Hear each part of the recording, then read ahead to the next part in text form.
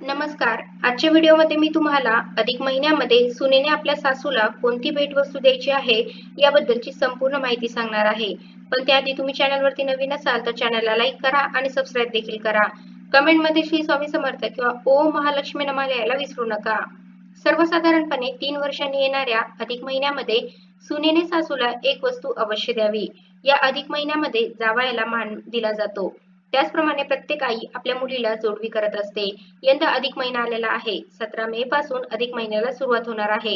यंदाचा जो अधिक महिना आहे तर तो महिना म्हणजे अधिक ज्येष्ठ असणार आहे. या अधिक महिन्यामध्ये पूजापाठ, व्रत वैकल्य, उपासना या गोष्टींना जेवढे महत्त्व आहे तेवढेच महत्त्व हे इतर सुद्धा काही गोष्टींना आहे. जसं की या अधिक महिन्यामध्ये जावयाचा मानपान केला जातो. त्याचप्रमाणे सौभाग्यवती महिला ज्या आहेत तर त्या जुन्या जोडव्यांमध्ये भर घालून नवीन जोडवी ही अधिक महिन्यामध्ये करत असतात. सर्वसाधारणपणे 3 वर्षानंतर हा एक अधिक महिना येत असतो. म्हणजे एक अतिरिक्त महिना येत असतो.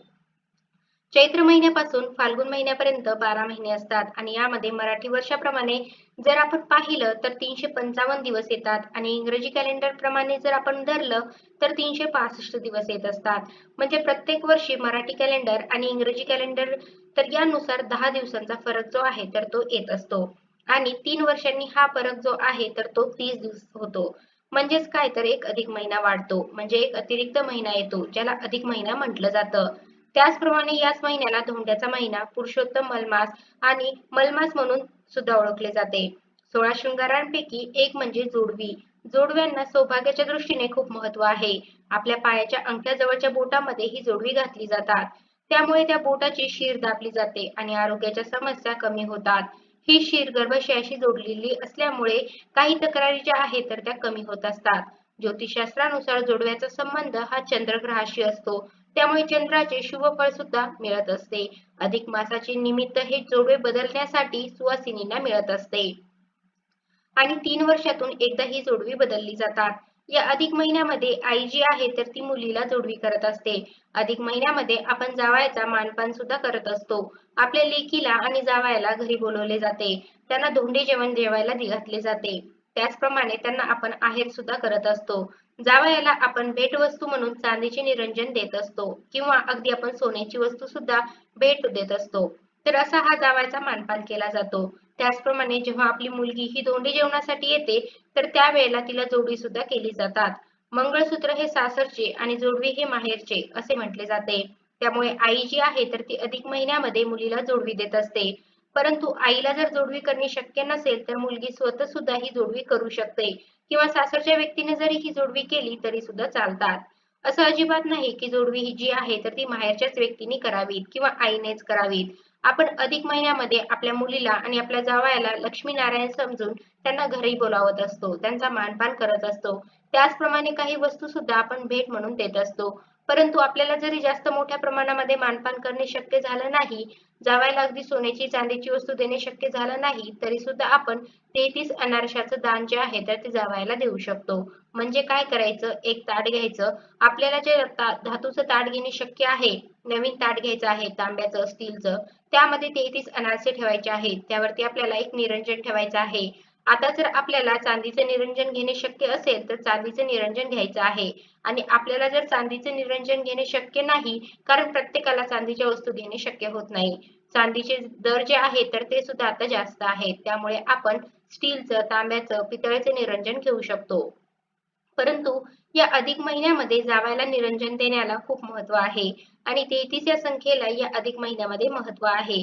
त्यामुळे 33 अनारसे किंवा मग त्याऐवजी आपण 33 खारीक घेऊ शकतो, 33 म्हैसूर पाक, 33 बत्ताशे तर अशी कोणतीही आपण 33 या संख्येमध्ये वस्तू घेऊन त्यावरती निरंजन ठेवून ते प्रज्वलित करून आपल्याला जावयाला हे द्यायचं असतं. वाण म्हणून आपण जावयाला हे देत असतो. अधिक महिना हा श्रीहरी विष्णूला समर्पित आहे कारण अधिक महिन्याला सर्वप्रथम मलमास म्हणून ओळखले जाऊ लागले होते आणि मलमास म्हणजे अशुद्ध महिना मानला जात होता. परंतु या महिन्याचे अधिपत्य हे श्रीहरी विष्णूंनी स्वतः स्वीकारले आणि त्या महिन्याला आपले स्वतःचे पुरुषोत्तम हे नाव दिले. तेव्हापासून हा अधिक महिना जो आहे तर तो शुभ आणि पवित्र मानला गेला. त्यामुळे हा जो महिना आहे तर तो श्रीहरी विष्णूंना समर्पित असतो.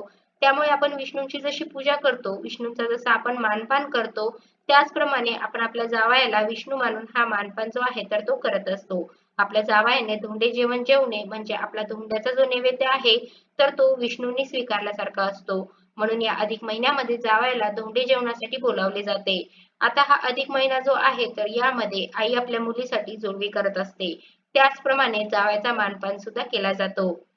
जर जावई नसेल तर आपण भाच्याचा सुद्धा मानपान करू शकतो. आपल्याला मुलगी नसेल तर आपली जी भाची आहे, पुतणी आहे तर त्यांना आपण जोडीने धोंडे जेवणासाठी बोलावू शकतो.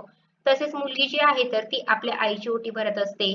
काही भागांमध्ये तर अशी पद्धत आहे की फक्त अधिक महिन्यामध्येच आईची ओटी जी आहे तर ती भरली जाते. तर काही भागांमध्ये मात्र इतर वेळेला सुद्धा ही ओटी भरली जाते. आता अधिक महिन्यामध्ये आपण आईची ओटी का भरतो?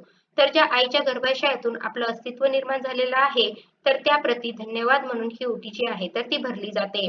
मग जर आपल्याला आई नसेल तर आपल्याला जर मावशी असेल, काकी असेल तर त्यांची सुद्धा ओटी भरू शकतो किंवा एखाद्या सौभाग्यवतीला घरी बोलावून त्यांची सुद्धा ओटी भरू शकतो. परंतु आपली जी सासू आहे तर तिची मात्र आपल्याला ओटी जी आहे तर ती भरता येत नाही. कारण शास्त्रानुसार सुनेने सासूची ओटी भरू नये असे सांगितलेले आहे. बऱ्याच वेळेला असं होतं की काही गोष्टींचे शास्त्र आपण पाळत नाही आणि आपण आपल्या मनाप्रमाणे काही नियम जे आहे तर ते बनवत असतो. परंतु हा ज्याचा त्याचा प्रश्न आहे की कोणत्या कोणत्या गोष्टी आपण पाळायच्या आहेत, कोणत्या गोष्टी आपण पाळायच्या नाहीत. तर सुनेने सासूची ओटी जी आहे तर ती कधीही भरू नये. परंतु हा अधिक महिना जो आहे तर तो व्रत वैकल्यासाठी जेवढा खास आहे, तेवढाच दान धर्मासाठी सुद्धा महत्त्वाचा आहे. त्यामुळे आपण जशी आईची ओटी भरतो तर तसं आपल्याला सासूला सुद्धा एक वस्तू अवश्य द्यायची आहे. सासूसाठी सून आहे तर ती अधिक महिन्यामध्ये एखादी छान अशी साडी घेऊ शकते किंवा एखादी चांदीची वस्तू म्हणजे आपल्याला चांदीचं पैंजण जे आहे तर ते घ्यायचं आहे आणि आपल्या सासूला दिलं तरी सुद्धा चालतं किंवा इतर एखादे सोन्याची वस्तू आपण आपल्या सासूसाठी घेऊ शकतो. म्हणजे जर सून कमवती असेल आणि आपल्याला जर आर्थिकदृष्ट्या सोने चांदी घेणे शक्य असेल तर आपण सासूसाठी सोन्याची चांदीची वस्तू घेऊ शकतो किंवा आपल्याला जी वस्तू आपल्या सासूला भेट म्हणून देणे शक्य आहे आपण अगदी बांगड्या देऊ शकतो किंवा सौभाग्याचा एखादा अलंकार जो आहे तर तो आपण आपल्या सासूला भेट म्हणून देऊ शकतो. जसं की नथ आहे किंवा हळदी कुंकवाचा करंडा आहे तर अशी कोणतीही एक वस्तू सुनेने सासूला या अधिक महिन्यामध्ये आवर्जून द्यायची आहे. ज्यामुळे आपल्याला माता लक्ष्मी श्री हरी विष्णूंचा आशीर्वाद प्राप्त होईल आणि अधिक महिन्यामध्ये ही वस्तू दिल्यामुळे आपल्याला त्याचे अधिकाचे फळ सुद्धा प्राप्त होईल. तसेच सासू सुनेमधलं जे नातं आहे तर ते सुद्धा घट्ट होईल. सासू ही कधीही आई होऊ शकत नाही असे म्हटले जाते. परंतु खरंच काही काही मुली खूप भाग्यवान असतात की ज्यांना आईसारखी नाही तर आईपेक्षा सुद्धा खूप छान सासू मिळालेली असते. तर अशा सुनेने तर अवश्य आपल्या सासूला या अधिक महिन्यामध्ये कोणती ना कोणती वस्तू आहे तर ती भेट म्हणून द्यायची आहे. तर अशा प्रकारे आजच्या व्हिडिओमध्ये मी तुम्हाला अधिक महिन्यामध्ये सुनेने आपल्या सासूला कोणती भेटवस्तू द्यायची आहे, पण फक्त सुनेने सासूची ओटी कधीही अधिक महिन्यामध्ये भरू नये आणि ती का भरू नये याचंही कारण मी तुम्हाला व्हिडिओमध्ये सांगितलेलं आहे. तर अशा प्रकारे तुम्ही अधिक महिन्यामध्ये सुनेने सासूला यापैकी कोणतीही एक भेटवस्तू नक्की द्यावी. तर कसा वाटला तुम्हाला माझा आजचा व्हिडिओ कमेंट करून नक्की सांगा. धन्यवाद.